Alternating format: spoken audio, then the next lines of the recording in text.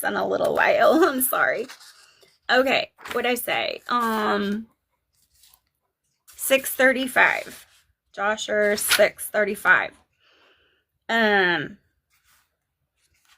Okay, the waters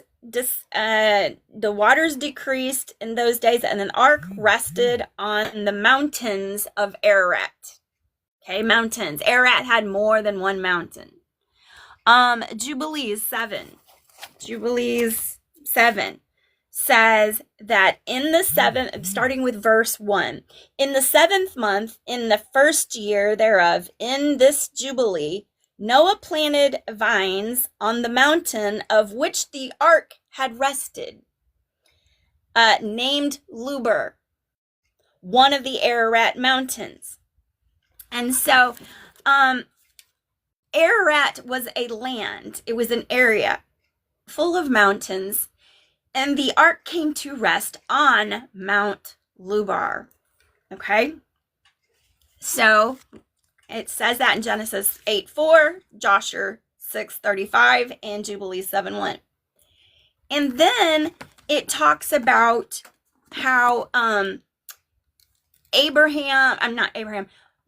Noah and Ham had a family feud, right? Because Noah planted the vineyards, and then 4 years later, Joshua and Jubilees talks about this. 4 years later, as he picked the grapes and stuff, and then he got drunk. And Ham saw him naked in his tent. So he comes out and tells his brothers, hey, Dad's naked in there. And so Shem and Japheth both grab a blanket or a coat. I can't remember what it said right off. And they put it, I think it was a blanket.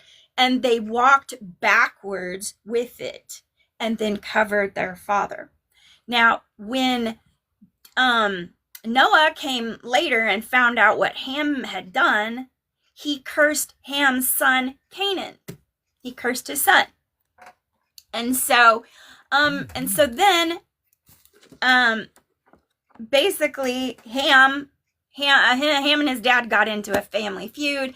And so I'm going to say it in modern day English, and you can find this in Jubilees chapter 7, that Ham decided to take his wife, which I cannot pronounce any of their wives' names, and he said, fine, we're moving out. And so he moves to the south side of the Ararat mountains, where on the south side where Noah's ark came to rest. And then Japheth is like, well, fine, if he gets to move out and build his own place, then I'm doing it too. So he moved to the west side. And then Shem stayed with his father, and they built their city, homestead first, but city on the east side. Then later, then as their families grew and grew and grew, Ham's family decided, with their leader being Nimrod, to let's go build a tower to reach God. Okay? And it talks about this in Joshua chapter 9. And it says, one group said, come on, let us build ourselves a city. Okay, let me back up. In 9 verse, starting with verse 20. And King Nimrod reigned securely, and all of the earth was under his control. And all the earth was of one tongue and words of union. And all the princes of Nimrod and his great men took counsel together, put Mizraim, Cush, and Canaan with their families.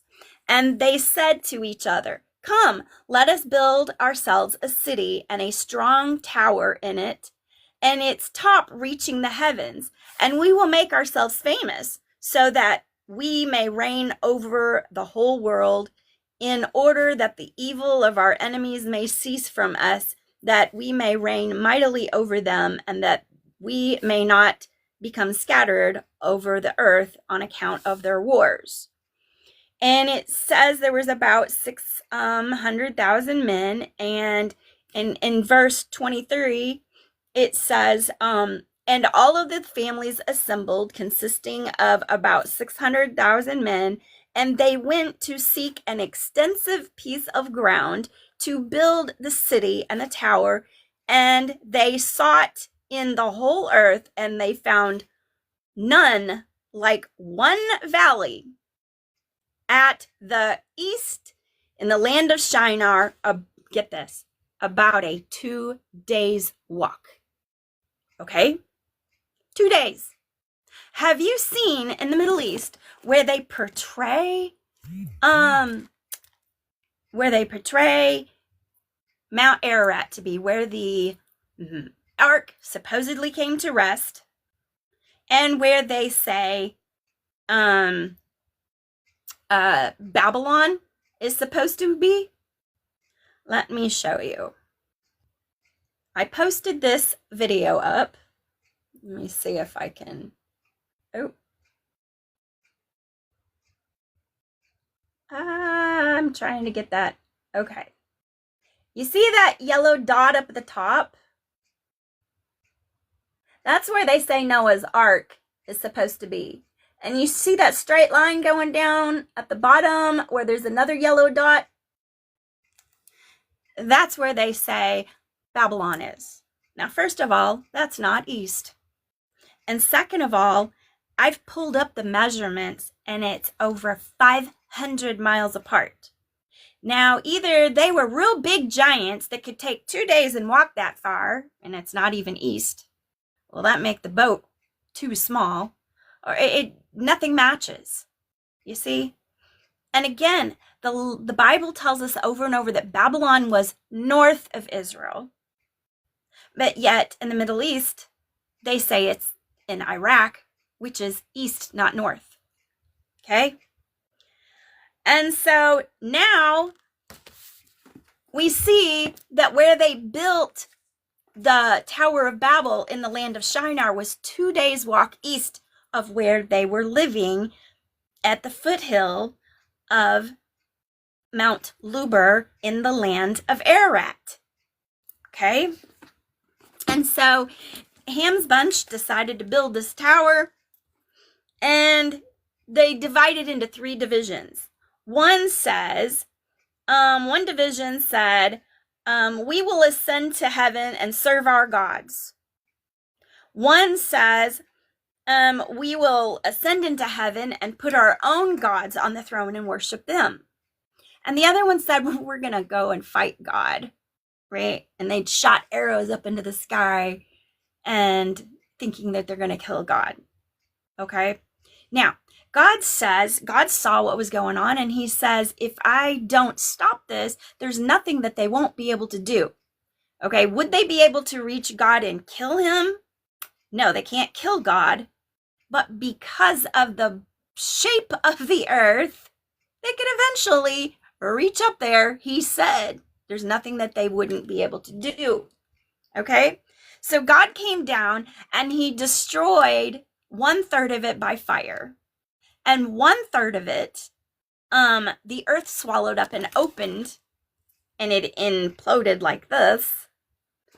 But so that the enemy could not fool you, it says in the last verse of Joshua chapter 9, and it says, and as to the tower which the sons of men built, the earth opened up and swallowed 1/3 of it thereof.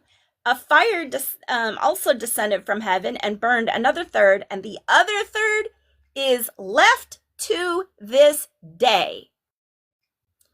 And it is the part that was aloft, and it is 3 days in circumference. Well, have you looked to see how big Babylon in the Middle East is supposed to be? 3.5 miles. 3 days walk is an average of 20 miles a day, which is about 60 miles in circumference. In the true biblical location in Banff National Park in Alberta, Canada, and you can look at my map, my Google Earth map, there's a link to it under my bio, you can go check it out.